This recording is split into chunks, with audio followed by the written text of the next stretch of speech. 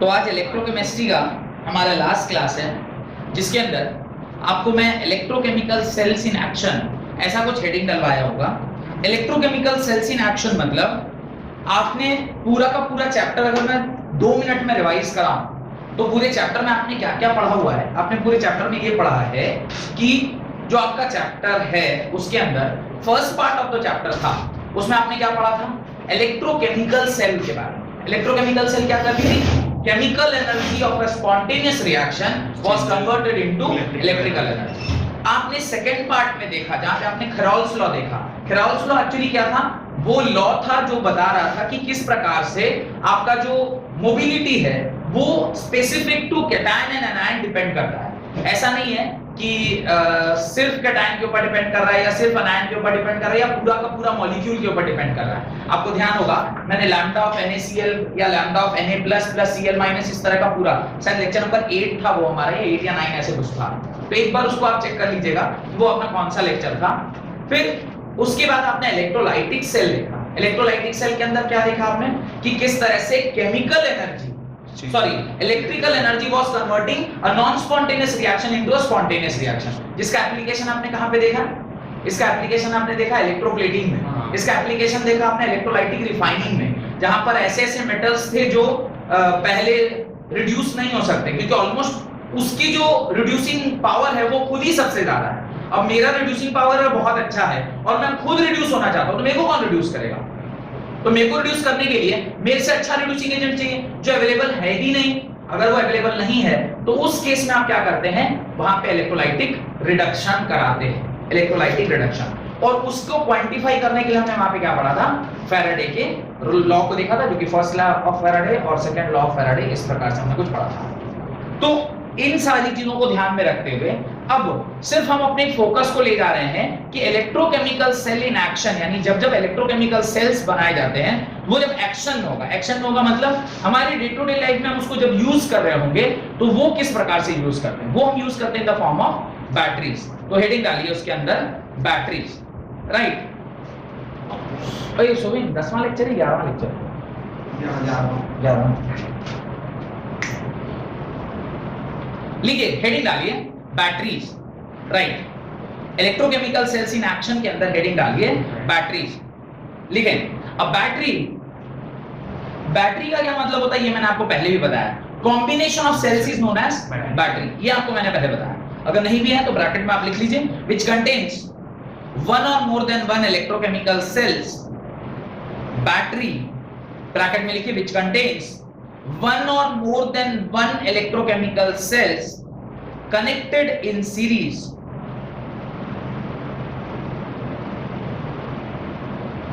bracket 1 that we use as a source of electrical energy, that we use as a source of electrical energy which converts chemical energy into chemical energy of a redox reaction into electrical energy, which converts chemical energy of a redox reaction into electrical energy। Done. तो electrochemical cell किसको कहते हैं? जो ऐसा cell जो chemical energy of redox reaction को इसमें convert कर दे, इलेक्ट्रिकल एनर्जी में कन्वर्ट कर दे। ये बैटरी मुख्यतः 2 प्रकार के होते हैं। मैंने आपसे इस बारे में थोड़ा बहुत पिछले लेक्चर में भी डिस्कशन किया होगा। ये 2 ही प्रकार के होते हैं, एक होता है चार्जेबल, एक होता है नॉन चार्जेबल। चार्जेबल और नॉन चार्जेबल को अच्छे वर्ड्स में बोला जाए तो हम उसे कहते हैं प्राइमरी स्टोरेज बैटरी या सेकेंडरी स्टोरेज बैटरी। तो उसमें लिखिए there are mainly 2 type of batteries, there are mainly 2 types of batteries. पहली बैटरी प्राइमरी बैटरीज। पहला जो बैटरी है वो प्राइमरी बैटरी है। What do you mean by primary battery? Primary battery is the one which is non chargeable, मतलब जिसको हम charge नहीं कर सकते। प्राइमरी बैटरीज जो हैं जिसको हम चार्ज नहीं कर सकते, यानी ये किस प्रकार के हो गए? वन टाइम यूज वाले। This is all one time use, लिखो फेंको पेन की तरह, वन टाइम यूज किया फेंक दिया। एक आता है 10 रुपए वाला थोड़ा महंगा पेन जिसके अंदर रिफिल आती है, नाम ही उसका होता है, वो क्या बॉल पेन बोलते हैं।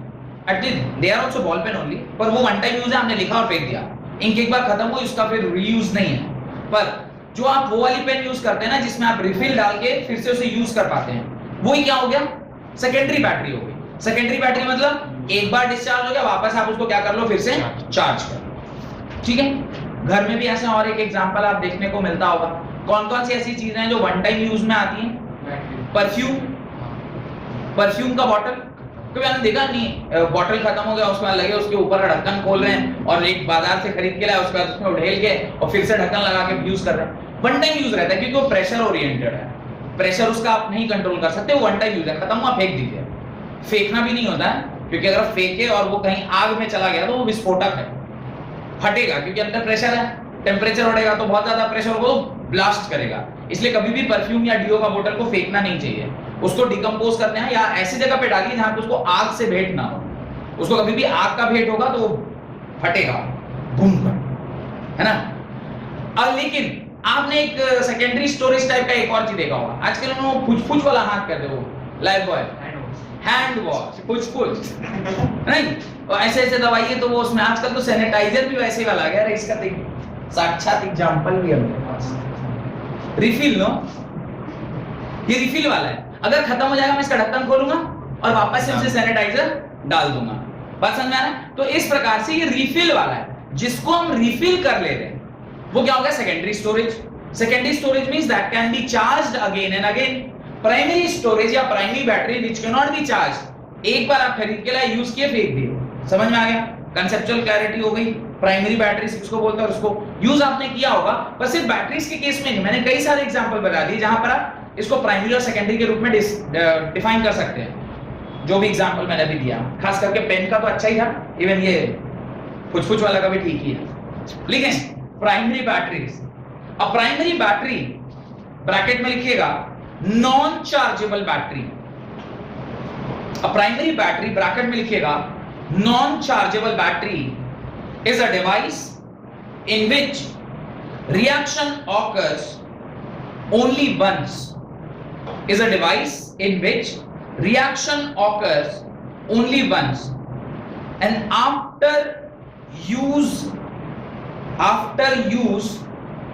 over a period of time battery becomes dead. After use over a period of time the battery becomes dead and cannot be reused आप इसको दोबारा यूज नहीं ले सकते हैं, इसको आप दोबारा यूज में नहीं ले सकते हैं। इस तरह की बैटरी को what we call this type of batteries as primary battery, जिसको कुछ दिन के बाद उसकी रिएक्शन जो अंदर वाली है वो क्या हो जाएगी, बंद हो जाएगी और आप उसको दोबारा यूज नहीं कर पाएंगे, क्योंकि बैटरी को क्या बोल देंगे, घोषित कर देंगे डेड हो गया। आप बोलते भी है ना, बैटरी काम करनी बंद हो जाती है, उसको क्या बोलते हैं, बैटरी डेड हो गया, नया बैटरी लेके आओ। तो बैटरी डेड हो गया मतलब no further reaction will takes place inside that particular battery.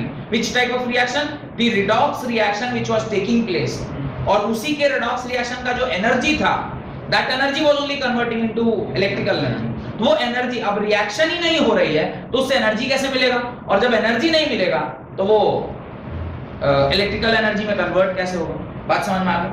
उसके अंदर और आगे लिखिए, it produces electric current for a period of time,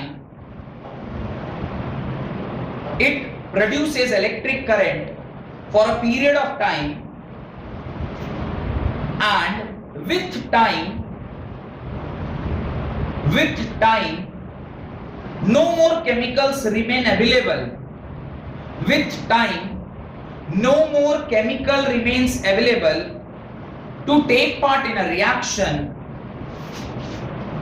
No more chemical remains available to take part in a reaction, and therefore the cell dies.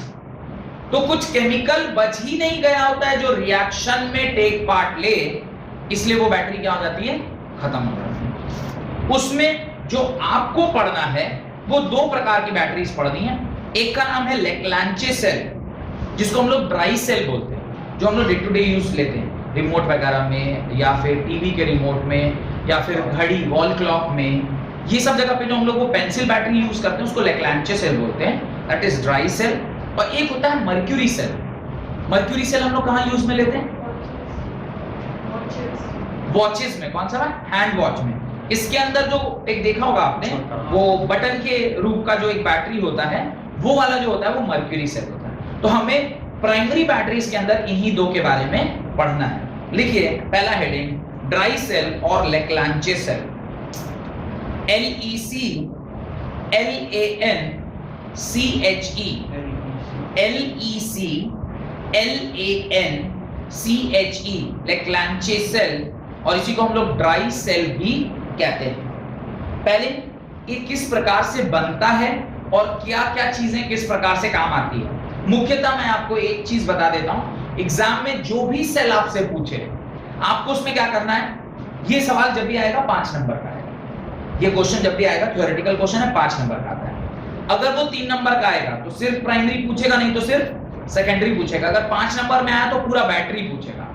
Battery मतलब आप battery का definition लिखोगे, उसके टाइप्स बताओगे, उसके अंदर प्राइमरी बैटरीज क्या होता है वो बताओगे, उसका एक एग्जांपल डिस्क्राइब करोगे, सेकेंडरी बैटरी क्या होती है वो बताओगे, उसका एक एग्जांपल डिस्क्राइब करोगे। दोनों लिखने की जरूरत नहीं, मैंने आप 2 पढ़ा रहा हूं आपको, पर दोनों लिखने की आवश्यकता नहीं है।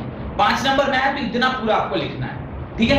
अब किसी भी सेल की जब हम बात कर रहे हैं, चाहे वो प्राइमरी सेल हो कि सेकेंडरी सेल हो, क्या क्या चीजें मुख्यतः उसमें होनी चाहिए, एकदम मोटे मोटे रूप में अगर समझें, एक एनोड होना चाहिए, एक कैथोड होना चाहिए, कैथोड और एनोड को जोड़ने वाला इलेक्ट्रोलाइट होना चाहिए, और क्या, और तो कुछ नहीं चाहिए।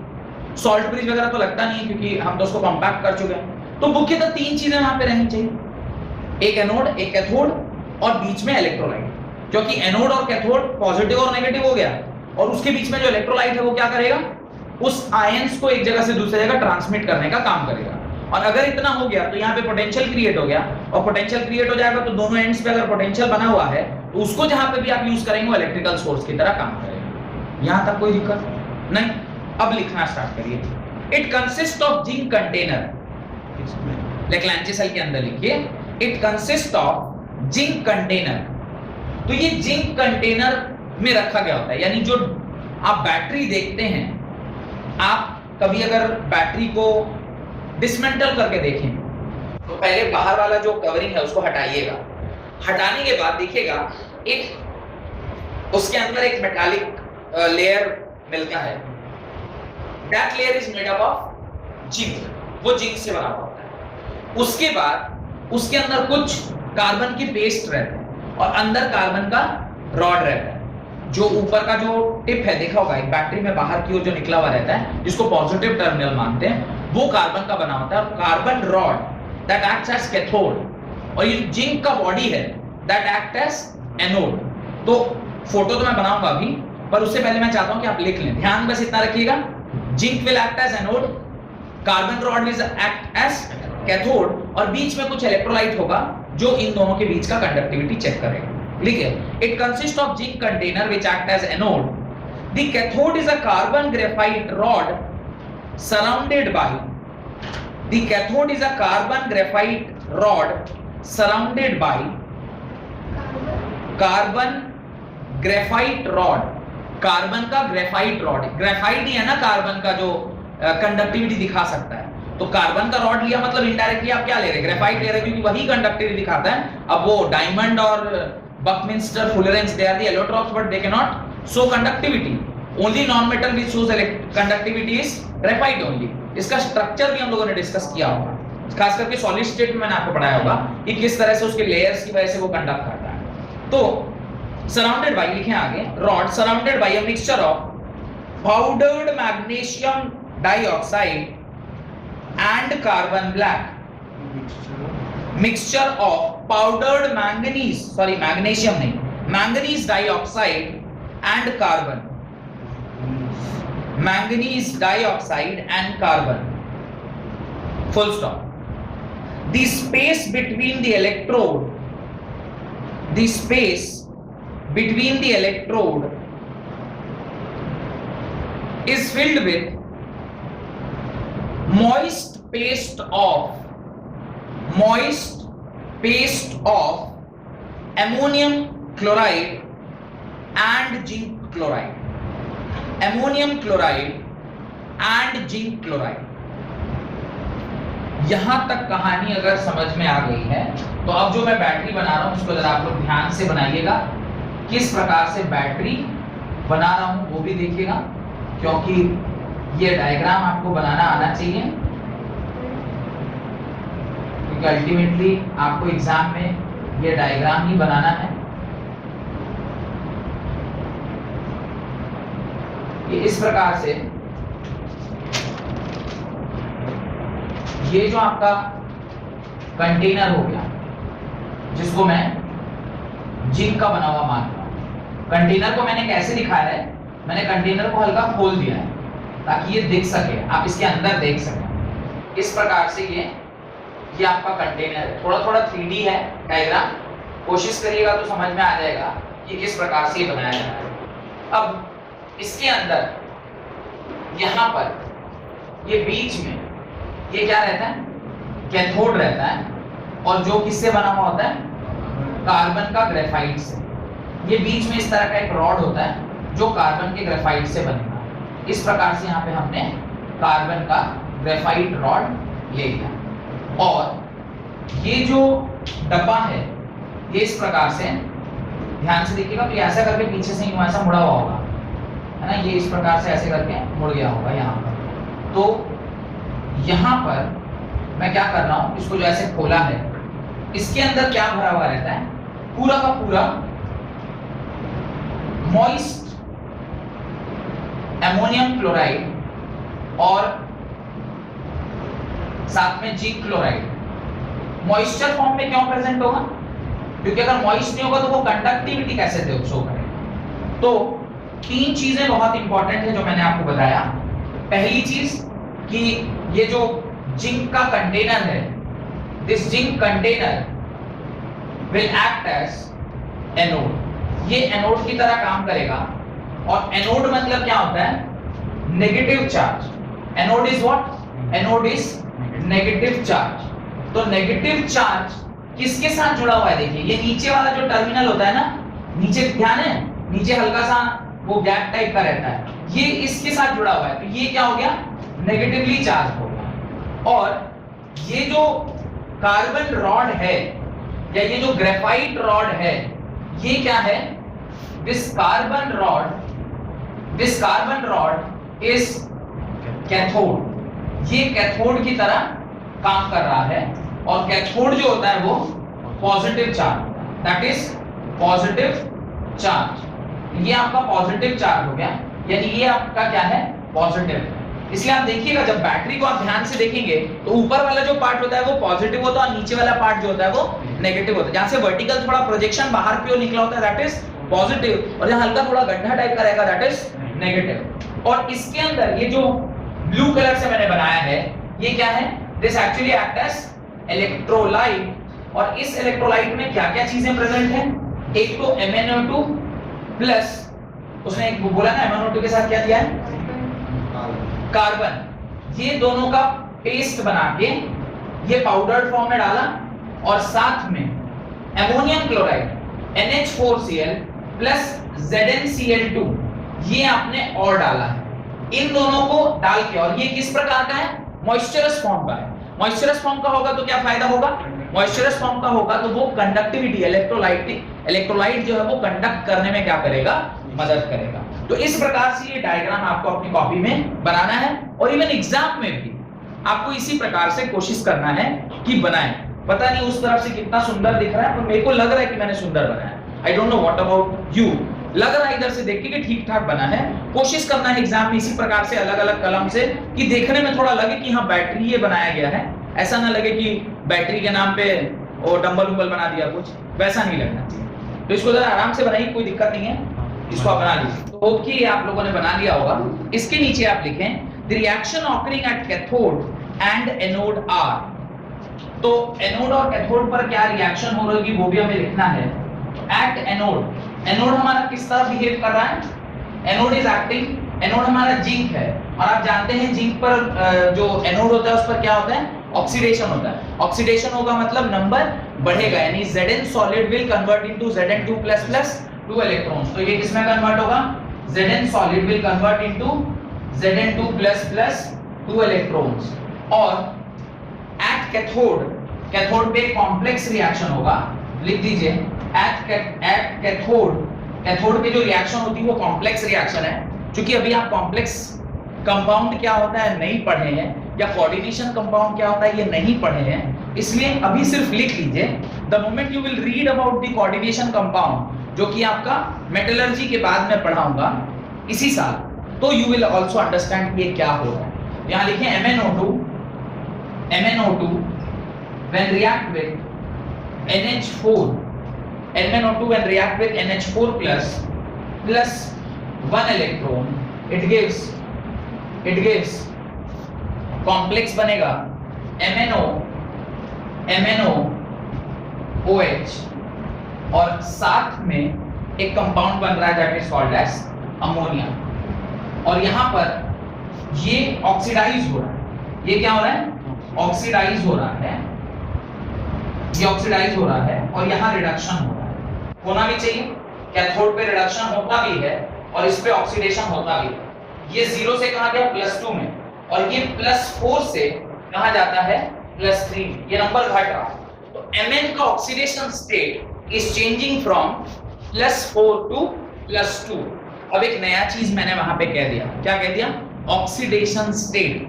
व्हाट इज ऑक्सीडेशन स्टेट, मैंने आपको क्लास 11 के ऑर्गेनिक केमिस्ट्री में, सॉरी जब केमिकल बॉन्डिंग आप पढ़ रहे थे तो मैंने पढ़ाया था what is the valency and what is the oxidation state. तो एक बार जरा उसको चेक कर लीजिएगा कि ऑक्सीडेशन स्टेट क्या होता है। एक एलिमेंट की एक से ज्यादा ऑक्सीडेशन स्टेट एग्जिस्ट करते हैं। एक एग्जांपल सो दैट कि एटलीस्ट आपको ऑक्सीडेशन स्टेट के बारे में पता हो।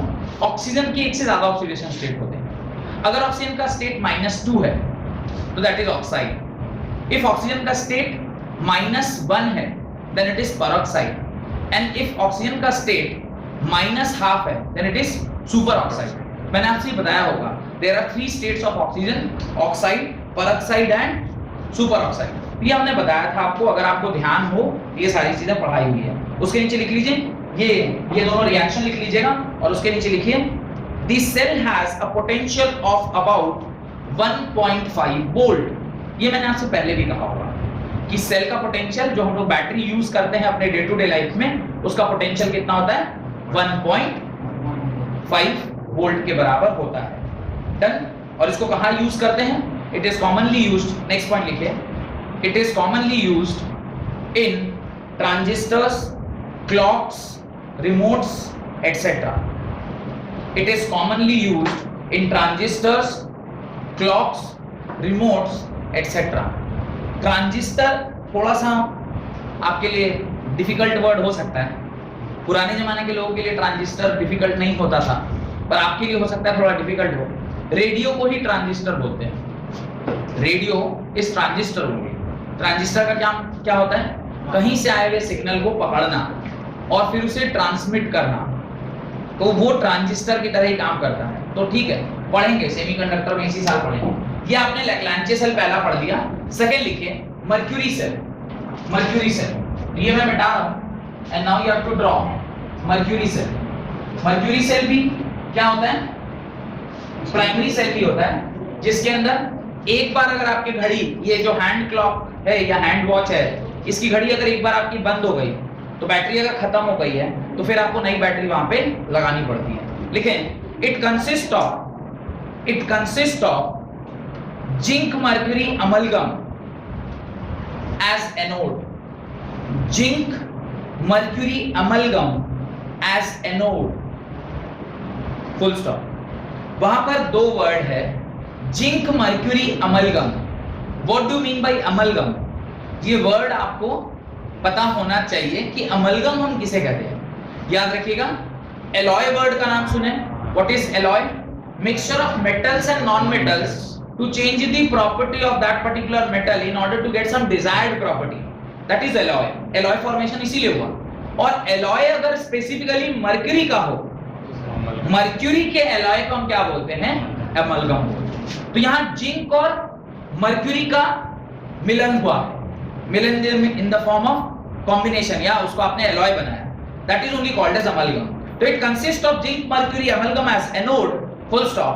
The cathode is a paste of, the cathode is a paste of HgO, mercury oxide, mercuric oxide and carbon powder, and carbon powder, full stop.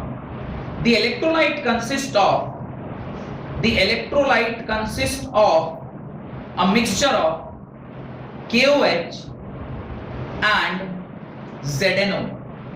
The electrolyte consists of a mixture of KOH and ZNO.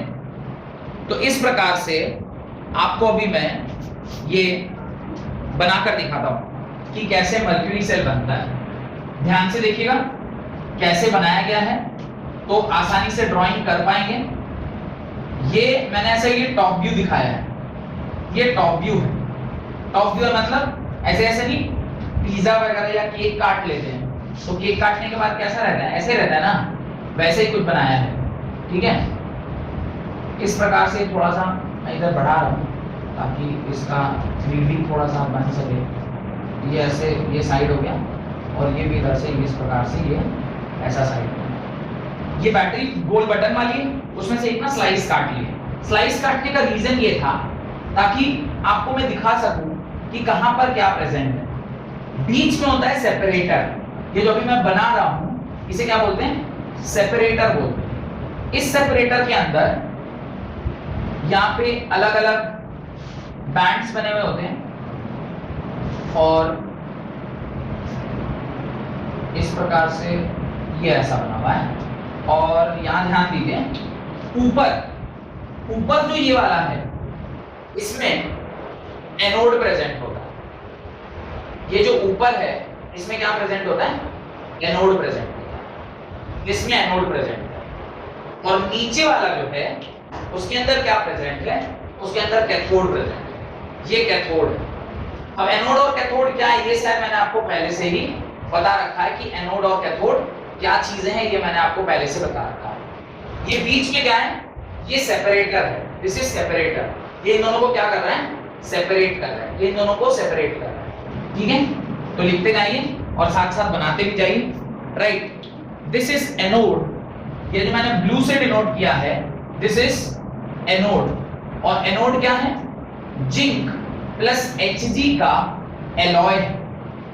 Similarly ये जो मैंने red से बनाया है ये क्या है, this is cathode. और कैथोड किस चीज से बना हुआ है, उसने बताया है कैथोड जो है वो paste of mercuric oxide and carbon, यानी HgO प्लस कार्बन का वो क्या है, पेस्ट है. इन दोनों को जो हमने सेपरेट किया है उसे हम क्या बोलते हैं, सेपरेटर बोलते हैं. This is called as separator. ये सेपरेटर इन दोनों को क्या कर रहा है, सेपरेट कर रहा है. ठीक है, ऊपर वाला ये जो रीजन है इसको बोलते हैं anode cap. This is anode cap. ये जो डब्बा है जिसके अंदर ये सारा रखा गया है इसको बोलते हैं cell. This is called as cell can. Can मतलब जानते हैं ना, वो कोल्ड ड्रिंक वगैरह भी कैन में मिलता है, तो जिस चीज में आप उसको रखते हैं उसको कैन बोलते हैं. तो सेल कैन है. और जो नीचे प्रेजेंट है उसको आप कैथोड बोल रहे हैं. और सारी चीजें फिर इस प्रकार से आपकी दिख रही है. डन. तो ये आपका क्या हो गया, मर्क्यूरी सेल का डायग्राम हो गया. इतना अगर आप दिखा दे रहे हैं तो आपको अच्छा खासा नंबर मिल जाएगा. अगर आपका डायग्राम कंप्लीट हो चुका है, नहीं वो एक्चुअली वो थोड़ा सा ऊपर उठा होता है ताकि वो टच हो सके. एक तो आपको चाहिए ना पॉइंट, एक तो कैथोडिक पॉइंट चाहिए और एक एनोडिक पॉइंट चाहिए. वो हल्का सा उठा रहेगा तो वो एनोड पॉइंट होगा और एक कैथोड पॉइंट होगा. तो इधर अंदर दबा होगा तो नीचे उठा रहेगा, कहीं एक पॉइंट पॉजिटिव कहीं एक पॉइंट नेगेटिव. ऑब्वियसली अगर ऊपर की साइड है तो ये वाला क्या होगा, नेगेटिव होगा. नीचे की साइड क्या होगा, पॉजिटिव, क्योंकि कैथोड कहां प्रेजेंट है, नीचे प्रेजेंट है. तो नीचे अगर ये है तो ये किस तरह बिहेव करेगा, this is positive terminal, this will act as positive terminal. और अप साइड वाला किस तरह एक्ट करेगा, this will act as negative terminal. ये किस तरह एक्ट करेगा, this will act as negative terminal. तो ये दो ही टर्मिनल होंगे इसके अंदर. ऊपर वाला नेगेटिव टर्मिनल और नीचे वाला पॉजिटिव टर्मिनल। उसके नीचे मैं दोनों का रिएक्शन लिख दे रहा हूं, आप लोग उतार लीजिएगा। एट एनोड क्या रिएक्शन हो रही है, एनोड के अंदर क्या रिएक्शन हो रही है, एनोड में अपना प्रेजेंट है जिंक प्लस Hg, तो ZnHg twice of OH minus के साथ रिएक्ट कर रहा है। Zn प्लस Hg जो एलॉय है वो ट्वाइस ऑफ OH माइनस के साथ रिएक्ट कर रहा है। और अच्छा यहाँ पे इलेक्ट्रोलाइट के बारे में कोई जानकारी नहीं दिया ना आपको, इलेक्ट्रोलाइट इज KOH और ZnO। यहाँ पे इलेक्ट्रोलाइट क्या है, इलेक्ट्रोलाइट इज लिखवाए हैं स्टेटमेंट में, देखें इलेक्ट्रोलाइट क्या है, KOH प्लस ZnO, ये आपका इलेक्ट्रोलाइट है। क्योंकि जब ये OH माइनस आया तो मैं सोच रहा हूँ कहाँ से आया, तो ये इलेक्ट्रोलाइट से आया। ये क्या बनाएगा, ZnO solid plus water plus 2 electron, ये बनाएगा ZnO solid plus water plus 2 electron. और एट कैथोड जो रिएक्शन हो रही होगी, एट कैथोड जो रिएक्शन हो रही होगी वो है HgO, क्योंकि आपका कैथोड क्या था, HgO था। इस HgO के साथ जब वाटर और 2 इलेक्ट्रॉन ऐड होगा, वाटर प्लस 2 इलेक्ट्रॉन ऐड होगा, वो क्या देगा, that will produce Hg liquid plus twice of OH minus. और ध्यान रखिएगा जब इस प्रकार से कोई रिएक्शन होती है जिसके LHS और RHS में वो प्रेजेंट होगा, तो आपस में क्या हो जाता है, कैंसिल आउट हो जाता है। इस तरह वाटर और वाटर यहाँ भी है तो कैंसिल आउट हो जाएगा।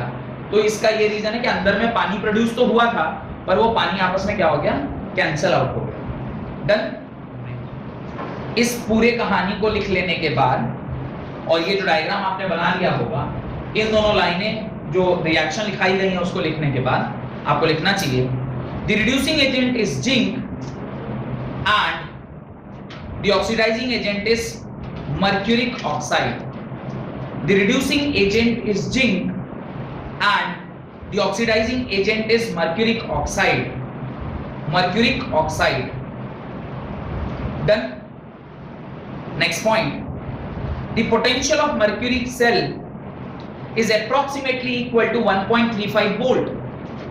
तो मर्क्यूरी सेल से जो हमें पोटेंशियल मिलता है वो कितना है, approximately equal to 1.35 volt. Third point, it remains constant 1.35 volt. It remains constant as in the overall cell reaction no ions are involved. It remains constant as in the overall cell no ions are involved in the solution.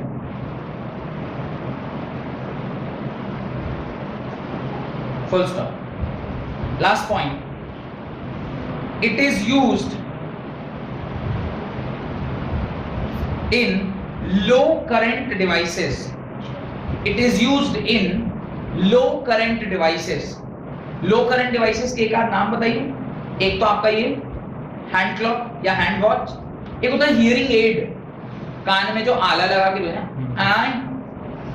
जिसके काम नहीं करता वो, तो वो उसको ठीक करने के लिए देखा होगा जनरली ओल्ड एज वाले लोग के कान में एक छोटी सी मशीन लगी होती है, that is called as hearing aid. अब वो इतनी छोटी सी मशीन है और वो बैटरी ऑपरेटेड है, तो उसमें कितनी छोटी बैटरी लग रही होगी, तो वहां पर जहां पे बहुत छोटा सा करंट है, अच्छा इससे जो करंट भी डेवलप होगा वो बहुत छोटा होगा, 0.00 कुछ होगा, 0.001 या 0.002, कि झटका भी लगे तो पता ना चले। उससे ज्यादा झटका तो वाइफ लोग हस्बैंड को दे देती है। नहीं, आपके केस में अभी पता नहीं चल रहा है, वाइफ वाला झटका बाद में लगेगा, वो तो प्रतिदिन का है, every day when you wake up. आपको ये काम नहीं सुना है, हाउ वाइफ्स गिव झटका, नहीं पता? अरे सुनिए, आप कितने भी बड़े ऑफिसर हो, आप कितने भी बड़े पढ़े लिखे इंसान, आयशा बैठी है, उनके पापा NIT के professor, national institute of technology के प्रोफेसर, घर में उनकी भी वही हालत है जो हर पति की है। अब हस्बैंड को उसका औकात वाइफ कैसे दिखाती है? आप लोगों के लिए सबक, आप लोगों के लिए ट्रेनिंग। घर में हस्बैंड को उसका औकात कैसे वाइफ दिखाती है, चाहे आप प्रेसिडेंट ऑफ इंडिया क्यों नहीं हो, आपको औकात दिखा देगी। कैसे दिखाएगी, ध्यान से समझिएगा। आपको कैसे औकात दिखाएगी, सुनिए। आज क्या सब्जी बनाया बताइए? अरे कुछ भी बना लो यार, कुछ भी, कुछ बोलिए ना, ऐसे कैसे, कुछ भी क्या बना ले, मतलब कुछ तो बताइए। आपने कहा अच्छा चलो ऐसा करो बैंगन बना लो। बैंगन परसों ही खाते हैं ना, फिर आज बैंगन बनाए। अच्छा ठीक है यार, तुम हटाओ बैंगन बनाओ, तुम पनीर की सब्जी बनाओ। पनीर की सब्जी, अब क्या ऑलरेडी बैलून हो गए हैं, अब क्या मतलब क्या बनना है? अच्छा ठीक है यार, तुम नेनुआ बना लो। आज ही सुबह नाश्ता में नेनुआ खाए थे, फिर वही नेनुआ बना लें। अच्छा यार, तुमको जो समझ में आए तुम बना लो। अरे बोलिए ना क्या आप बोलते नहीं, और फिर कुछ भी बना के दे देंगे तो बोलेंगे कि कुछ ढंग का नहीं बनाएंगे। बताइए ना क्या बना। अच्छा चलो ऐसा करो, कुछ नॉनवेज में बना। नॉनवेज मसाला खाइए, वजन अभी तो कुछ नहीं, 90-95 हुआ है, धीरे धीरे ऐसे फूलते फूलते 100-150 हो जाइए। अच्छा ठीक है यार, तुम कुछ सादा ही बना लो। बोलिए ना क्या बना बोलते नहीं क्या, मतलब वो आपकी औकात दिखा के रहेगी कि तुम कुछ भी हो, ले बनेगा तो वही जो मैं चाहूंगी, भले पूछूं मैं तुमसे 10 बार। अच्छा बने, आप भी कुछ बोल भी दिए, चलो ये बना लो। वो गई किचन में और कुछ करके आई, जब आप खाने पे बैठी, यू आर एक्सपेक्टिंग कि अभी पनीर का कुछ आएगा या कुछ आएगा। ये क्या करेले का भुजिया, अरे पनीर वनीर कुछ डिस्कशन हुआ ना, ये करेले का भुजिया है, तो डाइटिंग नहीं करिएगा तो क्या, कितना, कहां तक, चुपचाप करेगा। तो आपके लिए सबक, आपको ट्रेनिंग कि किस प्रकार से हस्बैंड को, तो वो झटका जो मैं बोल रहा था ना, दैट वाज द झटका which every day husband has to take care of. तुम जो झटका सोच रहे थे ना 440 वोल्ट वाला, वो नहीं, हम लोग दूसरा झटका झेलते थे। शादी के बाद ही पता चलता है वो झटका क्या है। एवरी थोड़े देर में शॉक लगता रहे। मेरा तो फोन भी आजकल फ्लाइट मोड पे रहता है, और एल्स होम मंत्रालय, आलू ले आइएगा, सब्जी ले आइएगा, दूध ले आइए। अरे साला वो बना के रख दिया घर का नौकर, नहीं रामू का कर दिया। चलिए, तो इस प्रकार से आपने ये दोनों, ये जो रिएक्शन है वो लिख लिया होगा, और इसको यूजेस वहीं यूज करते हैं जहां पे बहुत थोड़ा सा करंट हो, इतना थोड़ा कि झटका भी लगे तो पता ना चले। हाथ में पहने और साला अगर करंट लगता रहे थोड़ी थोड़ी देर पे, आप समझिए क्या होगा। वो गाड़ी देख रहा है, उसके हाथ ऐसे हिल रहे तो गड़बड़ हो जाएगा। तो झटका नहीं लगना चाहिए, घड़ी देख रहा है तो दिख रहा है उसको, बीच बीच में पढ़ा रहे अचानक से क्या हुआ, बोले झटका लग गया, करंट ज्यादा था, तो करंट की क्वांटिटी कम होनी चाहिए। देन हेडिंग आ रहे सेकेंडरी बैटरीज, हेडिंग आ रहे सेकेंडरी बैटरीज। प्राइमरी बैटरी आपका क्या हो गया, खत्म। तो प्राइमरी बैटरी ऐसी बैटरी होती है जिसको आप रिचार्ज नहीं कर सकते या फिर आप उसकी चार्जिंग नहीं कर सकते। वेयरएज सेकेंडरी बैटरी ऐसी बैटरी को बोलते हैं जिसको आप टाइम एंड अगेन क्या कर सकते हैं, चार्ज कर सकते हैं। तो अभी हमारा हेडिंग डालिए secondary battery, secondary batteries. Secondary batteries के अंदर जो दो टाइप की बैटरी आपको पढ़नी है, पहला है लेड स्टोरेज बैटरी और दूसरा है nickel cadmium battery. Lead storage battery आपके दिल के काफी करीब, जिनके घर में डीवीसी का लाइन है, डीवीसी बोलते हैं Damodar valley corporation, Jharkhand state का जो लाइन प्रोवाइड करने वाला एजेंसी है उसको बोलते हैं डीवीसी, दामोदर वैली कॉर्पोरेशन। उनके दिल के इसलिए करीब है कि गर्मी का मौसम आया और इन्वर्टर की याद आई, हल्का भी हवा चला, माने हल्का, माने ईश्वर ने सिर्फ ये सोचा कि तुम्हें सिर्फ ठंडक का एहसास दिला दें, बस लाइन वहीं कट। उस टाइम आपके दिल के करीब अगर कोई है तो वो है इन्वर्टर, और इन्वर्टर चलता है किससे, लेड स्टोरेज बैटरी से। वो जो बड़का बैटरा आप देखते हैं, बैटरी थोड़ी वजह, बैटरी जब बोल रहे हैं ये हाथ में लगता है उसको, तो बैटरा हुआ ना, बाप हुआ, वो तो बैटरा है, बैटरी नहीं। उसमें क्या करते हैं हम, सीरीज में उसको कंबाइन करते हैं, 6 वोल्ट 6 वोल्ट 6 वोल्ट या 3 volt 3 volt 3 volt, generally 3 volt के 6, तो 3 6 18 वोल्ट का। या कार वगैरह में आप देखेंगे उसका थोड़ा मिनिएचर आता है, उसका बेटा छोटका वाला वो रहता 12 वोल्ट का, और जो बड़का देखते हैं वो रहता 18, और कई बार उसके पावर थोड़े और ज्यादा भी रहते हैं तो वो 24 वोल्ट का भी आता है। तो 3 ही वेरिएंट है उसके, 12 वोल्ट, 18 वोल्ट और 24 वोल्ट। 3 के मल्टीपल्स में ही रहता है, क्योंकि एक सेल 3 वोल्ट के बराबर बनाते हैं हम लोग जनरली, जो कन्वेंशन चल रहा है। तो उसके अंदर आप सीरीज में एक दूसरे को लगा देते हैं, पहली बैटरी 3 वोल्ट की, फिर उसे सीरीज में 3 वोल्ट पड़ा है ना, सेल्स कैन बी एडेड, तो E इक्विवेलेंट क्या आएगा, E1 plus E2 plus E3 plus E4 plus E5 plus E6। 3 बार अगर 6 बार अगर आप 3 वोल्ट को ऐड करेंगे तो वो एग्जैक्टली 18 वोल्ट आएगा, तो उसको बोलते हैं लेड स्टोरेज बैटरी। डन। और दूसरा है निकल कैडमियम बैटरी, एग्जैक्टली देखने में कैसा, जैसा आपने लैग्रैंज सेल देखा, आप देखेंगे पैनासोनिक की बैटरी आती है, ड्यूरासेल की बैटरी आती है, इसको बार बार आप चार्ज करते हैं। कहां पे देखा होगा, वो जो शादी ब्याह में पोज कराने वाला लड़का सब नहीं रहता है, हस्बैंड वाइफ खड़ा रहेगा तो वाइफ को बोलेगा थोड़ा यहाँ पे हाथ रखिए, और हस्बैंड बोलेगा तो पकड़िए ना, थोड़ा ऐसे करके पकड़िए ना। वो लोग जो कैमरा यूज करता है उसके अंदर जो बैटरी रहती है वो ड्यूरासेल लगी रहती है। हाँ ऐसा कह रही है, अच्छा अरे मेरा एक्सपीरियंस है भाई, हमको बहुत देर खड़ा कराया, आप लोगों के लिए नया होगा एक्सपीरियंस, फोटो नहीं दिखे। इसका तो बेहतरीन एक एग्जांपल मैं आपको देता हूँ क्या हुआ। मैंने एक वाक्य बताता हूँ आपको।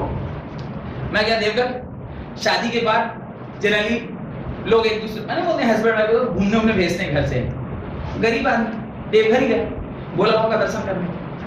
देवघर में ना वो देखा होगा आपने, वो मंदिर को पकड़ के ऐसा कुछ कुछ करा के वो फोटो खिंचवा रहे, आइए ना भैया पागल, अभी 45,000 का खिंचवाए, पूरा इतना मोटा किताब दिया है, और तुम भी 50 रुपए में खींच के क्या करेगा, हम डेली देख रहे हैं आजकल उसको पूरा 45 रुपए में तुम लोग खींच के देगा, उसका हम क्या करेंगे। नहीं 45,000 का भी फोटो शूट कराते ना, pre marriage, post marriage, reception, post reception. चला एक वाला तो पूरा घुस गया रूम में, मतलब शादी की रात में भी वो पूरा अंदर जाके चेक कर, मैंने कहा बेबूरी निकल, कुछ तो मेरे को भी चेक कर देते, सब क्या कैमरे में ही चेक करेगा क्या। नहीं आप लोग नहीं देखे, बोला शूट नहीं देखे, आप लोग कैसे देखेगा, जिसका हुआ रहता वो ना देखेगा, आप लोग तो सुनेंगे। मैंने कहा अच्छा टीचर आपको हर चीज का ज्ञान दे, इज इट, दिया बोलेगी यस, हाँ हर चीज का ज्ञान ऐसे होता है। अब वो शादी की रात हुई, मतलब करीब 4:30-5 बजे, चलिए तो हम लोग ब्राह्मण्स में पूरा रात भर शादी कराते, पता नहीं कितना मंत्र खत्म नहीं हो रहा, पंडित जी को बोला भी शॉर्टकट मार, पैसा भी दिया, रख 500 एक्स्ट्रा, फिर भी नहीं माने। 4:30 बजे शादी खत्म हुई, तो मैं सोचा अब गाँव में थोड़ा सोऊंगा। आप पूरा बराती, आप सोचिए पिछले रात को उठे थे, घर में ऐसे ही आपका सब वो मेहंदी लगा रहा है, कोई देह में हल्दी लगा रहा है, मैंने 3-4 दिन से पेरे हुए आपको, क्यों लड़का ना हो गया चले, तो मतलब घंटी है मंदिर का, कोई भी आके बजा के निकल जा रहा है। अब आप शादी करते किसी तरह वहां पहुंचे, उधर वो कार में बैठे लोग नाच रहे, आप देख रहे उनको, that is a very rude, मतलब एक डिफरेंट काइंड ऑफ एक्सपीरियंस। आगे आपकी गाड़ी में सब लोग नाच रहे हैं और आप अंदर में बैठ के क्या कर रहे, सोच रहे ये लोग क्या करेंगे, बेगानी शादी में अब्दुल्ला दीवाना, चला कट मेरी भी है, खुश ये लोग हैं। खैर आप लोगों के साथ होगा, अभी आज नहीं तो कल आप लोगों के साथ ज्यादा, आप लोग तो काटने वाले में से कहा था मैं, हाँ तो वो जो कैमराग्राफर होता है उसके बाद जो वो बड़े बड़े तोप टाइप के जो उसके कैमरा रहते हैं DSLR, उसमें जो बैटरी लगती है दैट इज रिचार्जेबल, वो पैनासोनिक या ड्यूरासेल की आती है, उसी को बोलते हैं निकल कैडमियम सेल।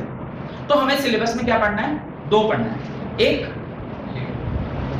एक लेड स्टोरेज बैटरी, दूसरी निकल कैडमियम सेल। डिजाइनें नहीं बनानी, अब जितना बनाना था बना दिया, डायग्राम अब नहीं है, अब सिर्फ सेल क्या होता है उसके बारे में, उसका सेल रिएक्शन, उसकी यूजेज। निकल कैडमियम में डिट्टो वही फोटो बनाना है, कौन सा जो मैंने लेड स्टोरेज में बताया था, सॉरी लैग्रैंज सेल में बताया था, लेकिन मैं दोबारा नहीं बनाऊंगा, पर आपको अपनी कॉपी में दोबारा बनाना है। और अगर नहीं भी बना रहे हैं तो एग्जाम में जरूर बनाइएगा, अगर एग्जाम में आ जाए तो, ठीक है। लिखना स्टार्ट करिए, पहले तो सेकेंडरी बैटरी का डेफिनेशन लिखिए। A secondary cell after use can be recharged by passing current through it A secondary cell after use can be recharged by passing current through it in the opposite direction. In the opposite direction. Can be recharged by passing current through it in the opposite direction. मैंने एक heading डलवाया था आपको, charging of a cell, ध्यान आ रहा है? Charging of a cell और ये जो सेकेंडरी सेल है दोनों एक ही है भैया। जब सेल को चार्ज कर रहे हैं अब याद हो, मैं लिखा है V is equal to E plus IR every time that छोटा-छोटा IR is getting added in order कि आपका वोल्टेज क्या कर जाए, फिर से वो परसेंटेज भी बताया होगा कैसे 4% 5% होता हुआ 100% तक बढ़ जाएगा। Full stop. कहां तक लिखे? अपोजिट डायरेक्शन, यहां तक लिखें। So that it can be used again and again, so that it can be used again and again, full stop. A good secondary cell can undergo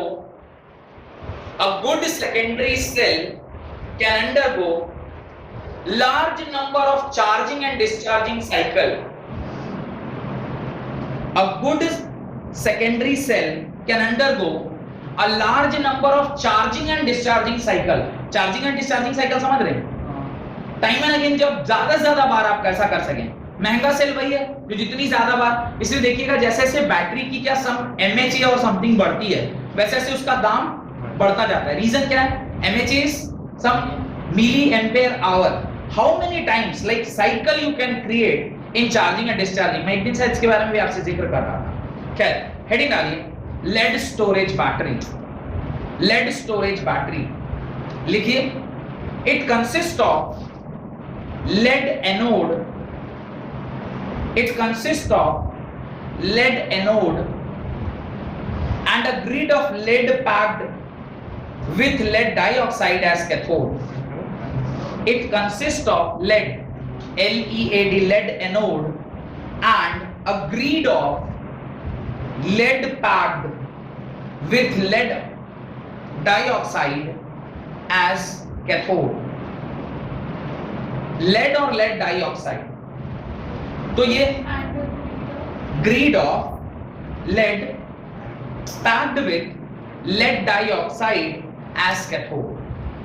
तो एनोड और cathode क्या हो गया? lead और lead dioxide। इसके बीच में एक electrolyte चाहिए। इलेक्ट्रोलाइट किसकी तरह काम करता है?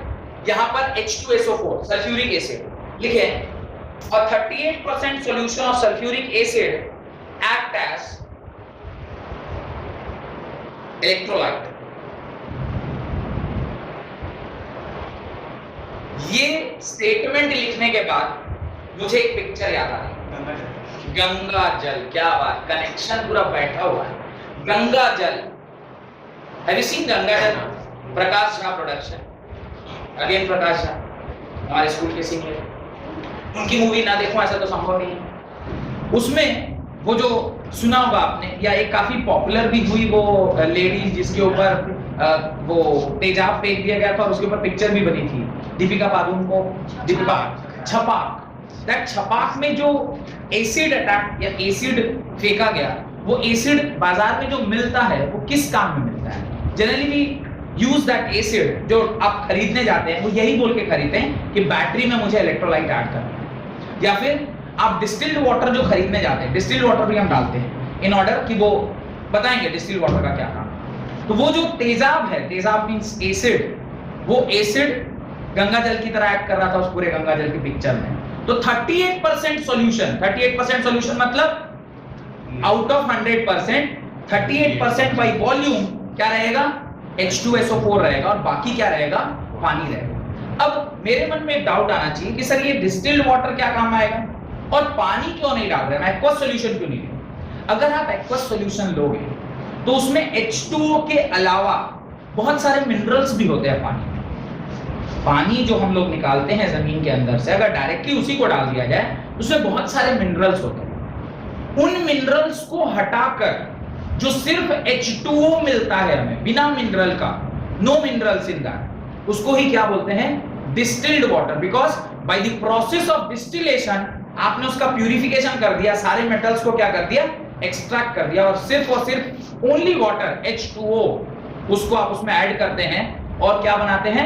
38% सॉल्यूशन बनाते हैं। और उसका रीडिंग कैसे पता चलता है? देखिएगा थोड़ा थोड़ा दिन पे वो जो मीटर है वो नीचे जाता है तो उसके ऊपर फिर रिफिल किया जाता है इन ऑर्डर कि वो मेंटेन होता रहे, क्योंकि जब वो पूरा भरा हुआ रहता है तो 38% कंसंट्रेशन होगा तो इलेक्ट्रोलाइट में जो आयंस का मूवमेंट है वो फास्टर होगा, और आयंस का मूवमेंट फास्टर होगा तो कंडक्टिविटी अच्छी होगी, और कंडक्टिविटी अच्छी होगी तो जितना करंट मिलना चाहिए उतना करंट मिलता रहेगा, और जितना करंट मिलना चाहिए उतना करंट मिलता रहेगा तो क्या होगा, इन्वर्टर खराब नहीं।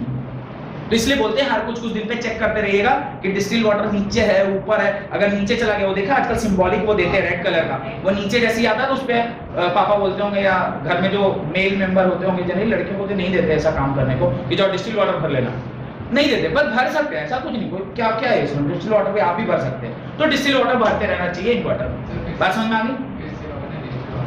फिर से पूरा बोलूं क्या डिस्टिल वाटर का क्या काम? मैंने कहा डिस्टिल वाटर उसे बोलते हैं जिसके अंदर आयन कंटेंट नहीं होता। आप सारे मिनरल्स को निकाल लिए, सिर्फ पानी है, H2O प्योर वाटर, मतलब उसमें प्योर वाटर में no minerals added, that is distilled. Distillation process से आपने सारा मेटल्स क्या कर दिया, निकाल दिया, ताकि जब आप उसको ऐड कर रहे हैं तो उसके अंदर सिर्फ दो ही आयंस होंगे, H+ OH- और SO4 2- सल्फेट आयन।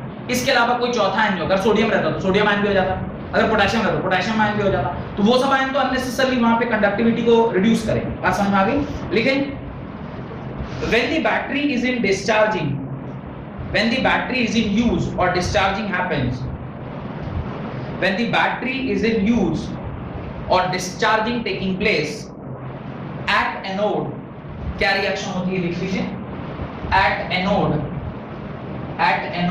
क्या होगा, PV solid plus SO4 aqueous, SO4 2- aqueous gives PbSO4 plus 2 electron, PbSO4 plus 2 electron, PbSO4 aqueous होगा, ये सॉलिड होगा, और दूसरी साइड पे कैथोड पे आपने क्या यूज किया था, लेड ऑक्साइड, ये यूज किया था ना, तो कैथोड पे क्या होगा, कैथोड पे PbO solid या PbO solid when react with SO4 aqueous, when react with SO4 2- aqueous, it will give in presence of acid 4H+ plus 2 electrons, it will provide क्या मिलेगा, PbSO4 plus water, twice of PbSO4 plus twice of water। ये reaction आपको cathode पर देखने को मिलेगी। तो इस प्रकार से आपको कैथोड और एनोड का रिएक्शन पता होना चाहिए। उसके नीचे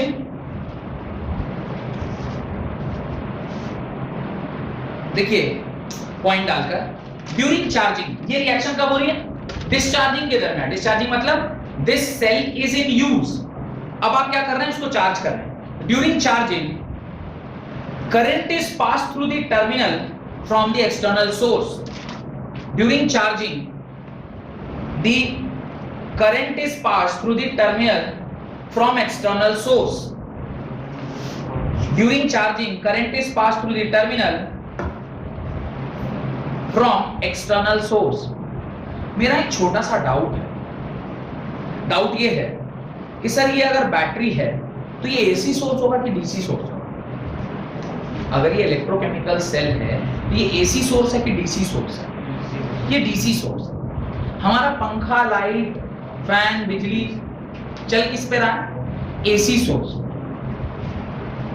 DC टू AC कुछ ना कुछ तो कन्वर्जन हो रहा होगा, अगर वो कन्वर्जन नहीं होगा तो वो DC टू AC काम नहीं चलने वाला है। अगर DC टू AC आपको कन्वर्ट करना है तो डिवाइस आप क्या यूज करोगे, rectifier is a device which converts AC to DC।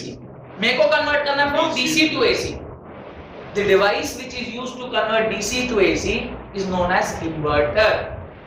इसलिए आप बैटरी के बगल में क्या रखते हैं, इन्वर्टर रखते हैं। इन्वर्टर का काम क्या होता है, inverter is a device which converts DC into AC। क्योंकि पैदा आपने क्या किया, लेड स्टोरेज बैटरी में DC किया, आपके सारे डिवाइसेस किस पे चलते हैं, AC पे चलते हैं। तो आपको चाहिए इस तरफ AC, बना आप DC रहे हैं तो क्या करना पड़ेगा, AC टू DC कन्वर्ट करना होगा, sorry DC to AC convert करना होगा। अब सेकंड बात बोल रहा हूं, ध्यान से सुनिए। अब उसी इन्वर्टर में व्हाइल चार्जिंग आप क्या उसको दे रहे होंगे, एसी, और उसको क्या चाहिए होगा, डीसी।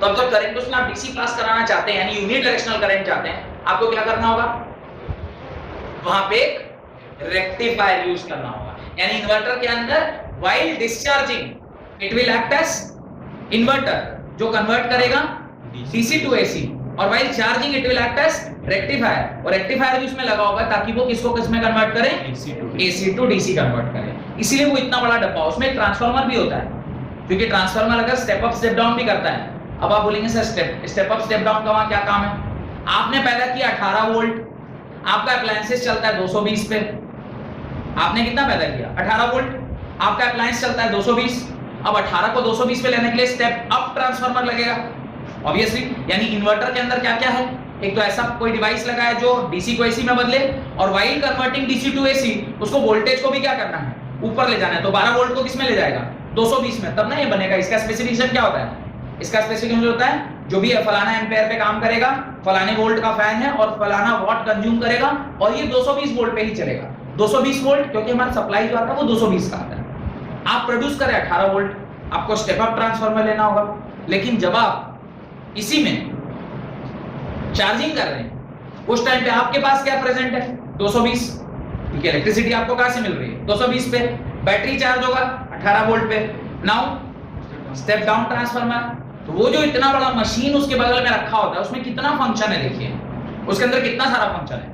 उसके अंदर रेक्टिफिकेशन का भी काम हो रहा है, इन्वर्जन का भी काम हो रहा है, स्टेप अप ट्रांसफार्मर भी है, स्टेप डाउन ट्रांसफार्मर भी है, और पूरे इन्वर्टर में यही सब चार चीजें होती है। खोल के कभी देखिएगा, एक ही मशीन लगा रहता है, उसी में सारी चीजें होती रहती है। मदरबोर्ड है जिसके अंदर रेक्टिफायर और ये सब लगा रहता है, और एक बड़ा सा जो सबसे बड़ा चीज जो उसमें भारी वाला लगता है वो ट्रांसफार्मर है। ट्रांसफार्मर इसलिए भारी होता है क्योंकि उसमें कॉइल्स लगे होते हैं और बीच में मैग्नेट लगा होता है। ट्रांसफार्मर आपको हम पढ़ाएंगे जब हम लोग मैग्नेटिज्म पढ़ेंगे। क्या तो इतनी जानकारी बैटरी जो मैं पढ़ा रहा था, तो इसलिए आपको जानना जरूरी है कि उसके अंदर चल क्या है, भाई साहब कर क्या रहे हैं भीतर। एक्सटर्नल सोर्स, फुल स्टॉप, आगे लिखिए। द रिएक्शन आर रिवर्स्ड, नहीं हाँ next point, the reactions are reversed and PbSO4 solid on anode and cathode, PbSO4 solid on anode and cathode is converted into Pb and PbO2, Pb and PbO2। यहां गलती से 2 छूट गया था, ये 2 add कर लीजिएगा रिएक्शन में। PbO2 Pb2 प्लस या Pb4 प्लस होता है sir, lead is 4 plus, oxygen is 2 minus. ठीक, अभी इसका रिएक्शन रिवर्स हो गया, तो दोनों जगह PbSO4 है, यहां पर PbSO4 किसमें कन्वर्ट होगा, Pb सॉलिड में, और यहां PbSO4 किसमें कन्वर्ट होगा, PbO2 में। अब अगर जो रिएक्शन होके PbSO4 उसके अंदर बना था उसको वापस से तोड़ के आप Pb और PbO में कन्वर्ट कर दिए पूरा पूरा, तो आपका बैटरी क्या होगा, फुल चार्ज। जिस टाइम पे रिवर्स में पूरी रिएक्शन कंप्लीट हो गई, आपको सपोज करिए आपने 10 मोल इसका लिया था, 10 मोल इसका लिया था, तो ये 10 मोल जैसे ही मिल गया आपको ऑटो कट हो जाएगा कि चार्जिंग कंप्लीट हो गई है। फिर लाइन कटेगी तो क्या होना स्टार्ट हो जाएगा, डिस्चार्जिंग में तो क्या बनना स्टार्ट हो जाएगा, PbSO4। ये खत्म होता जाएगा, ये खत्म होता जाएगा, और क्या बनता जाएगा, PbSO4। जिस टाइम पे ये पूरा खत्म हो गया और लाइन नहीं आई तो इन्वर्टर भी भंग हो जाता है। जिस टाइम पे Pb पूरा कन्वर्ट होगा PbSO4 में और PbO2 पूरा कन्वर्ट होगा PbSO4 में, आपके बैटरी में सिर्फ PbSO4 बचा हुआ है। अभी आपका बैटरी काम करेगा क्या, now your battery will not work. आपने बोला इन्वर्टर जो है इतना देर तक लाइन काट रहा है कि इन्वर्टर भी काम नहीं करता है। घर में ऐसी वाक्य सुनने को मिलता है, इन्वर्टर भी काम नहीं कर रहा। जैसे ही लाइन आया बैटरी चार्ज होना स्टार्ट हुआ।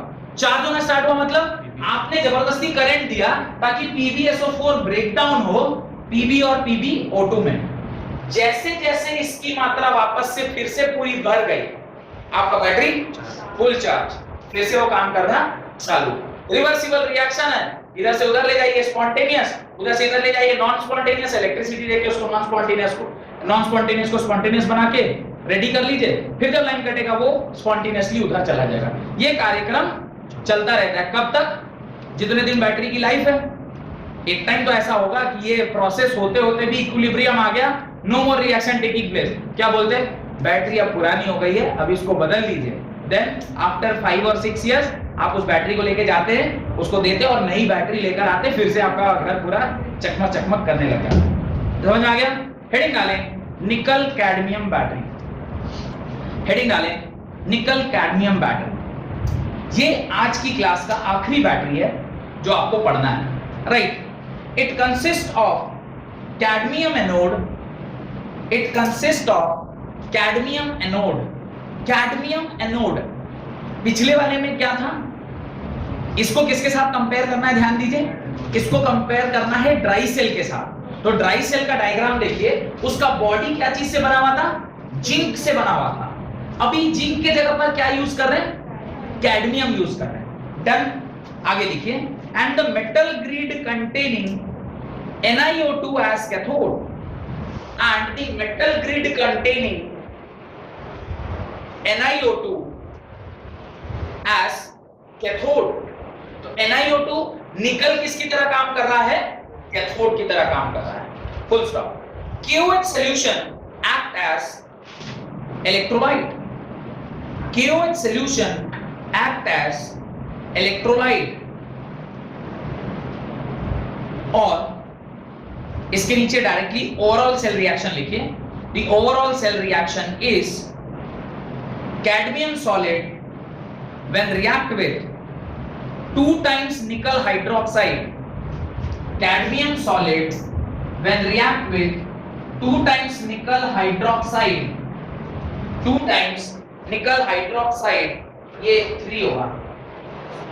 यस, क्या मिलता है हमें, CDO plus NiOH whole twice, CDO plus NiOH whole twice along with आपको एडिशनली क्या मिलेगा, वहां पे वाटर मिलेगा, वहां पे क्या मिलेगा, वाटर मिलेगा। इस प्रकार से जो रिएक्शन होती है उसको हम लोग क्या बोलते हैं, निकम कैडमियम सेल की रिएक्शन। इसके नीचे एक डायग्राम यहाँ पे बनाना है जो मैं नहीं बनवा रहा हूँ क्योंकि ऑलरेडी आपके पास वैसा ही डायग्राम बनाया हुआ है। सिर्फ उसके नीचे लिखिए, अगर एग्जाम में आएगा तो बना लीजिएगा। और जहां पे मैंने वहां पे जिंक मेटल को जहां पे एनोड बोला था नाम चेंज कर दिएगा, जहां पे कैथोड बोला था नाम चेंज कर दिएगा, इलेक्ट्रोलाइट का नाम चेंज कर दीजिएगा, इतना कर लीजिएगा। It has no longer life, it has longer life than lead storage cell, it has longer life than lead storage cell but more expensive to manufacture, more expensive to manufacture। और आपको जान के आश्चर्य होगा कि इसी सेल से जब हम 50 या 60 सेल को एक साथ पैरेलल और सीरीज में जोड़ते हैं, वही आजकल की जो इलेक्ट्रिक व्हीकल बन रही है उस इलेक्ट्रिक व्हीकल में सेल की तरह काम कर रहा है। दैट वन सेल को आप क्या कर रहे हैं, एक बड़े से डब्बे में आपस में एक दूसरे के साथ क्या कर रहे हैं, सीरीज में जोड़ रहे हैं, और फिर उससे जो वोल्टेज प्रोड्यूस हो रहा है उसी को हम क्या करते हैं, ईवी मतलब इलेक्ट्रिक व्हीकल में यूज कर रहे हैं। तो आजकल धीरे धीरे आप देख रहे होंगे इलेक्ट्रिक व्हीकल का प्रचलन बढ़ता जा रहा है। रीजन उसका एक कैलकुलेशन मैंने इलेक्ट्रोकेमिस्ट्री स्टार्टिंग होते होते आपको बताया था, जिस दिन कुछ आपके स्टूडेंट के नाम से मैंने कुछ बैटरी वगैरह बनाया था। उस दिन मैंने कहा था कि what is the cost which a person will इनकर इन 3 years for a bike which he has purchased today. और मैंने आपको बताया था कि अगर कोई 1 लाख की गाड़ी इस साल खरीद रहा है और ऑन एन एवरेज अगर वो 10 किलोमीटर डेली चलता है तो वो 1 लाख रुपए का पेट्रोल 100 रुपए के दाम से जो अभी चल रहा है मार्केट में वो खर्चा करेगा। बात समझ में आ रही? 3 साल में 3 लाख रुपए उसको लग जाएंगे, जबकि गाड़ी की कीमत 1 लाख है। और 3 साल बाद जब आप गाड़ी को बेचने जाएंगे शायद आपको 20,000 मिलेगा या फिर 30,000 रुपए मिलेगा। Better to switch to electric vehicle. संदेश from X factor Pranav sir. लिखिए, हेडिंग डालिए फ्यूल सेल। लास्ट सेल जो आपको पढ़ना है that is fuel cell, FUEL fuel cell. अब ये जो फ्यूल सेल है नाउ बहुत ज्यादा बातों में है, उसका रीजन क्या है, आप H2 और O2 से एनर्जी बना रहे हैं। किससे? H2 और O2 हाइड्रोजन गैस और ऑक्सीजन गैस से आप एनर्जी बना रहे हैं, थोड़ा सा मुश्किल है बनाना, लेकिन सपोज करिए ऐसा हो जाए कि आप ऑक्सीजन और हाइड्रोजन से एनर्जी प्रोड्यूस कर रहे हैं और जो बाई प्रोडक्ट है वो पानी है, चमत्कार ही होता है। अभी हम लोग क्या कर रहे हैं, पेट्रोलियम से एनर्जी प्रोड्यूस कर रहे हैं और बाई प्रोडक्ट CO2 हवा है जो पोल्यूशन कर रही है। ये सेल क्या कर रहा है, हवा से ही O2 और हवा से H2, या तो हवा से ले या सिलेंडर आप उसमें डालें, H2 और O2 जो उसने लिया है उससे वो क्या बना रहा है, पानी बना रहा है। यानी जो बाई प्रोडक्ट है वो भी खराब नहीं है और जो चीजें हम यूज कर रहे हैं वो भी हमारे पास एबंडेंट में है, अगर पेड़ पौधा ये सब लगाया जाए। वैसे तो अभी हाल फिलहाल में हमने देखा कि ऑक्सीजन की इंपॉर्टेंस कैसे सडनली बढ़ गई थी, कि ऑक्सीजन ब्लैक में, मतलब हवा जो हम सांस लेते हैं वो भी ब्लैक में मिलने लग गया था, और एक एक सिलेंडर 20,000, 25,000, 70,000, 80,000 रुपए में मिल रहा है। समझ सकते हैं कि जो हवा हम फ्री में ले रहे हैं वो भी पैसे से मिल रहा है। एक जमाने की बात है जब हमारे दादाजी लोग बोलते थे पानी के खरीद के पीता है जी, पानी कोई खरीद के पीता है। आज से 30 साल 40 साल पहले जब हमारे दादाजी लोग रहे होंगे या मेरे फादर 20-25 साल के रहे होंगे, उस टाइम यही बोलते होंगे ना, पानी कौन खरीद के पीता है। आज अधिकांश घरों में गर्मी के टाइम पे पानी खरीद के पी जाती है, चाहे आप नहाने के लिए पानी खरीदें या फिर आप पीने के लिए पानी खरीदें। अधिकांश घर में RO वाटर आजकल आने लग गया है, 30 रुपए या 40 रुपए, जो भी 20 रुपए, जो भी उसका कॉस्ट है, पानी हम खरीद के पीना स्टार्ट कर दिया। किसी ऐसे आदमी ने 2000 के आसपास कहा था, सांस का क्या पैसा देता है जी, ऑक्सीजन हवा का कौन पैसा देता है। दिल्ली में एक सेंटर खुला, 2002 की बात है, जहां पे लोग सुबह सुबह जाके क्या लेते हैं, ऑक्सीजन लेते, पैसा देके ऑक्सीजन लेते। बहुत ज्यादा पोल्यूशन है, तब वो CNG वगैरह नहीं आया था, तो लोग वहां पे सुबह के सुबह, इतना ज्यादा पोल्यूशन होता था कि सुबह 2 घंटे के लिए 1 घंटे के लिए क्या लेते थे, फ्रेश ऑक्सीजन लिए, ताकि दिन भर अगर हम बाहर भी रहें तो कोई उससे फर्क नहीं पड़ेगा कि सुबह सुबह हम अपने वो जो लंग्स है उसको अच्छा हवा दे चुके हैं।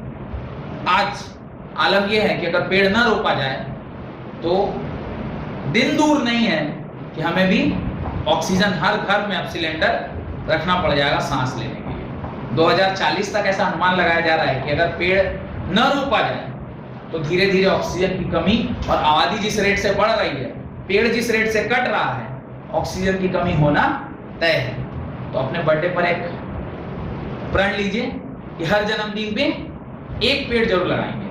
आप कहेंगे सर आप कब पेड़ लगाते हैं, जब आप इंस्टीट्यूट के बाहर जाते हैं, मंदिर के साइड साइड देखिएगा बहुत सारा पेड़ लगा हुआ, सारा पेड़ हमारा लगाया हुआ एक्सेप्ट 2 जो अभी फिलहाल में जो हमारे क्या नाम है उनका, श्रीवास्तव जी, विनोद श्रीवास्तव, क्या है मेयर जी जो अभी 2 को पेड़ लगाए हैं, उसके अलावा जितना पेड़ है यहाँ से लेके लास्ट तक हमारे हाथों द्वारा रोपा गया। जिन्हें बड़ा हो जाएगा लेकिन गर्व से कहूंगा कि सारे पेड़ मैंने लगाए हैं। देखिएगा मंदिर के साइड साइड से देखिएगा पेड़ लगा हुआ पूरा लास्ट तक, सब पेड़ में पानी भी है, जो AC का निकलता है ना वहीं जाके गिराते हैं हम, हर पेड़ में जाइएगा देखिएगा, इसको ही बोले थे कि जाके गिराना पानी, ठीक है।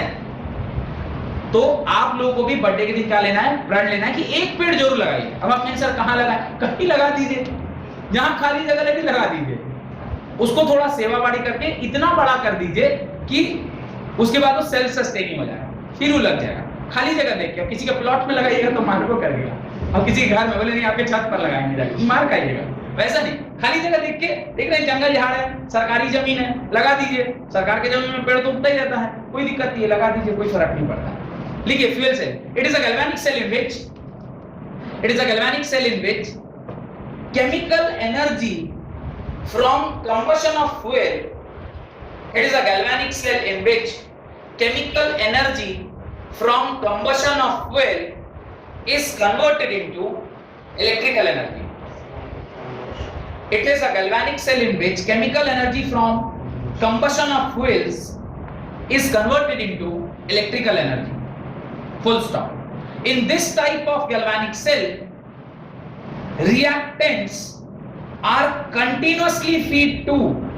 In this type of galvanic cell, reactants are continuously feed to the electrodes. तो electrodes को जो रिएक्टेंट्स है उसको आप कंटिन्यूअसली फीड करा रहे हैं। कंटिन्यूअस फीड में क्या करवा रहे हैं? H2 और O2 को आप कंटिन्यूअसली क्या करवा रहे हैं? फीड करा रहे हैं। which react to produce in this type of galvanic cell, reactants are continuously fed feed to the electrodes which react to produce electricity and product thus formed are continuously removed, and the product thus formed are continuously removed, which react to produce electrical energy and product thus formed are continuously removed. पानी निकलता है उसको आप बार बार क्या करते जाते हैं? हटाते जाते हैं। लिखिए उसके नीचे सेकंड आगे लिखिए, fuel cell are designed to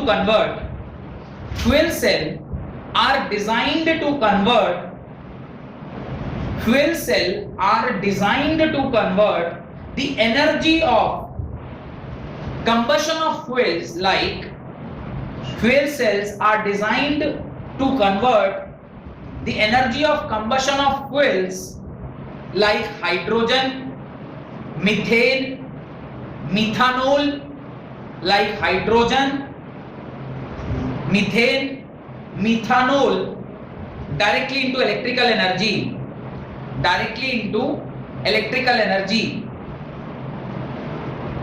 with an efficiency of 70%, directly into electrical energy with an efficiency of 70%, as compared to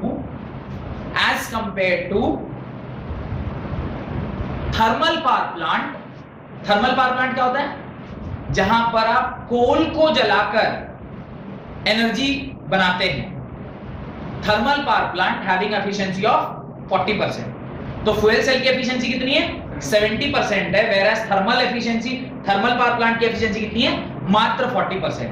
पर इसकी फिजिबिलिटी अभी तक इतनी ज्यादा इंडिया में नहीं आई है, इसलिए थोड़ा सा मुश्किल हो रहा है। इसके नीचे बस दो रिएक्शन आपको लिखना है। लिखिए एट कैथोड पर क्या रिएक्शन हो रही है और एनोड पर क्या रिएक्शन हो रही है। तो मेरे पास एनोड और कैथोड लिखा हुआ है, सिर्फ मैं ये कैथोड और एनोड पर जो रिएक्शन होती है उसे लिखवा दे रहा हूं। लिखिए at anode O2 gas, O2 जो आपका गैस है वो रिएक्ट करता है पानी के साथ twice of H2O liquid plus 4 electrons in order to give